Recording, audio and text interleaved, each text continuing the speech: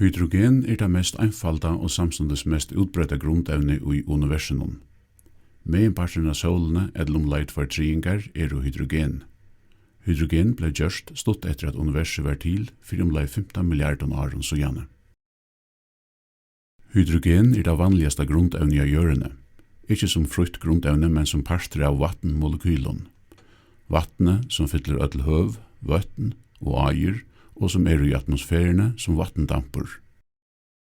Ein vanndråpe er gjørd av vatnmolekylon. Hvert vatnmolekyle er sett saman av 2 hydrogenatomen og 1 oksygenatome. Hvert hydrogenatome er en positivt lødd proton og en negativt lødd elektron. Vattendamper i atmosfærene tattest vanliga til skudj som er gjørd av smavun vanndråpen eller smavun uiskrystallon. Vattendråpar eller uiskrystaller i skudjunum kunne vaksa og vera til affall som regn eller kave. Vanliga er affall om veteren kave og årstøyer regn. Ta i det regnar vender vatn i atter til gjerar i flatena, heian til atter kan fordampa og vera til nudj skudj. Nekka av vatnet seirar nere i undergrundena, men det mesta verir til eier og kan saunast i byrgingun som vatnkraftgøymslur. Ein av vattendråpnun mittlen åteljandi ærar i hese vatnorskogøymslu flyter seg mot tunnelunum som er høvusagranar i vatnorskoverskjenun. Vatnet renner skjótare mot rørunum og så inn ui tei. Hóast hver dråpi er lytil, så kan alt vatnet vi tog ferene til hevur framleia nekva orsko. Orskan ut i rennande vatnun kan gerast til elektriska orsko. Vatnet fer en av turbino at mela kjøtt rundt. Turbinan kan så framleia elektriska orsko. Kraftverket ger såleis elektriska orsko til brukarar, medan vatnet som fekk turbinen at mela renner vujare mot i havenun.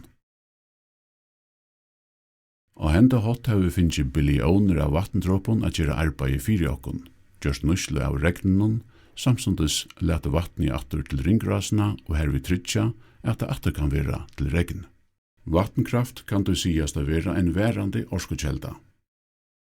Turbinan som meler driver en stóran elektriskan generator, hjarta i kraftverkinum. Og i generatoren mela nekrar stórar magneter i rundinja som er omgjørd av nokron spålun vi kopardreie. Nekv vattenkraftverk hava meir enn ein generator, men hver fyrt han elektriske streimeren. Han vere førdur burstur fra kvarjun generatore og i elkaplun, til ein transformera som økjer spenningen. Hette er neiot for å flyta elorskana fra kraftverkene til de støyene her hun skal nytast. Vattenkraftverk er i imiskun støttun, og vi brukar mate megawatt a sia hos nekva mått de hava. Medan orskoframleislan vere mata i giga, eller mega, eller kilowatt tøymon. Vattenkraft vere som sagt nytt at framleia elorsko. Verandi orskokjelder kunne eisning gagnutast vi hava tøkne til det. Gjerarorska, vind- og solorska og orskan i altun og sjóarfallstreime. Nekv land bruka atomorsko og fossil brennievne som kol og olje at framleia orsko. Elektriska orskan som er i elstreimenun vere flott jøgnen kaplar av stórum pelun til bøytisvirkir, eisne nevnt transformarastøyer. Og i hesum transformarastøvun verur elektriske spenningren lakkavur til eit sti som er høskande til brukarar og som få orskana jøgnen kaplar og hjørene. Ein av hesum brukarun av elorsko kunde vere ein hydrogen tankastø. Her fer orskan atter nytt skap fra elorsko til et evne som kan gøyma orskona. Tilgångten er elektrolysa av vattnet. Men hva er elektrolysa? Og i hesum førenon har vi til elektrolysena bruk fyrir vattnet og elektriskun streime som vi just hava lært om. Streimren ver leitur nýr i vattnet, tjøknon så nevndar elektroder. Og i elektrolysene vera vatnmolekylene skilt sundur i grundevne som de er gjørd av, nemlig oksygen og hydrogen.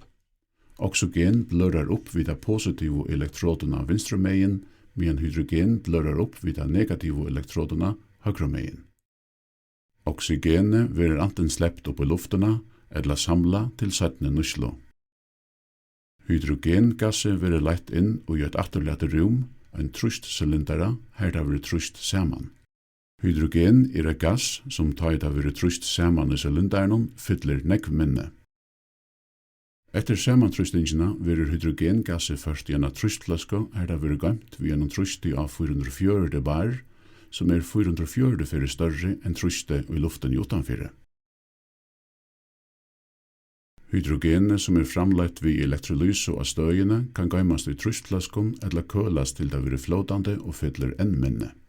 Hydrogenet kan eisning gøymast av ørenstøvun. Det kan leiast gjøknen rørlegging til særlig gøymslestø eller pumpast beinleis i tankar av bilen eller skipun som gjørt av bruka hydrogen beinleis som brenneevne.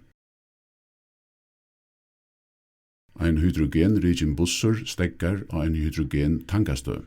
Bussuren skal hava brenneevne i sinnar tankar og her no mykje til. Hydrogen brenneevne krever særlig tattar ventilar og koplingar. Hydrogenet verður pumpa inn i brenneevnestankan av bussunon.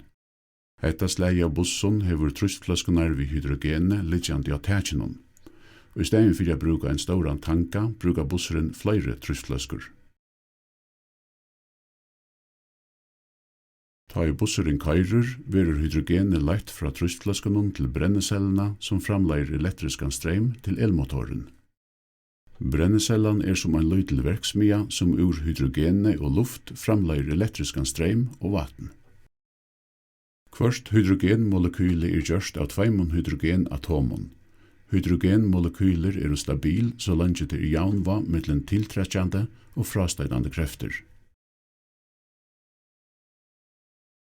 Og i brennecellene tilfær som megnar at årekva hesa jaunvaiina i hydrogenmolekylenon.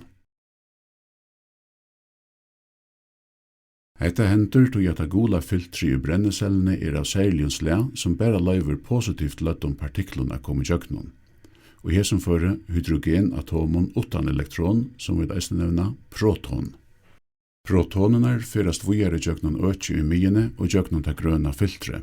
Der negativt løtto elektronenar som ikkje sluppo i jøknon ta gula filtre renner stegin jøknon ein letning og skapa hervi ein elektriskan streim.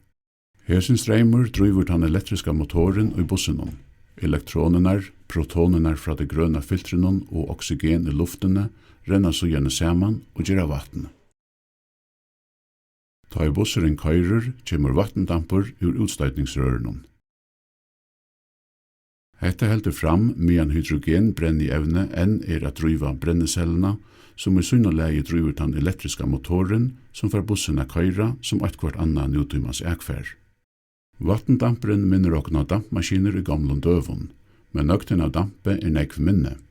Heromframt tøknen som ein einfaldan og reinan hot gjør bussen og framdrift fullkomlige örvuse. Vattendamper fra utstøytnon fyrir upp i luftena, og verur til dråpa som saman vi vattni i luftene verur til nudj skudj, som onkendui og onkestane regna nira tra hjørna. Vatnringrasen i rotjen. Og i hesen lytla dømenon hvordan hydrogen kan gerast og nøydast til å driva et vanligt ekfer har vi se, hvordan en verandi orskokjelda kan gera brennievne til flutning. Vi da veisne se at dette brennievne verandi orska som ikkje dolkar. Og til jo ser at tydningar mykje i streven at varvøyta okkara blav og gongustjøtno i gåen stande og i okkara tøy og til kommandi attarli.